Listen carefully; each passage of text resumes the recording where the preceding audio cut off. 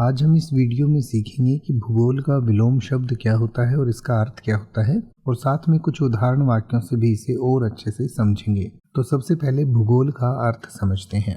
भूगोल का अर्थ होता है भौगोलिक या पृथ्वी की सतह, उसकी विशेषताओं और उसके निवासियों के अध्ययन से संबंधित, यानी कि भूगोल एक विषय है जिसके अंतर्गत जो हमारी पृथ्वी है उसकी सतह है, उसकी विशेषताएं और उस पर निवास करने वाले जो जीव जंतु हैं उनके बारे में अध्ययन किया जाता है। तो भूगोल का विलोम शब्द यानी कि विपरीतार्थक शब्द हो सकता है खगोल, और खगोल का अर्थ होता है अंतरिक्ष या ब्रह्मांड के अध्ययन से संबंधित विज्ञान, यानी कि खगोल शास्त्र के अंतर्गत हम जो आकाशीय पिंड हैं या जो अंतरिक्ष है उसके बारे में हम अध्ययन करते हैं। तो आइए अब हम भूगोल और खगोल को कुछ उदाहरण वाक्यों से समझें। जैसे कि आप ये कह सकते हैं कि भूगोल का अध्ययन करने में उसे रुचि है, तो इसका उल्टा आप कह सकते हैं कि खगोल का अध्ययन करने में उसे रुचि है। या फिर आप कह सकते हैं कि भारत का भूगोल विविधता से भरा है।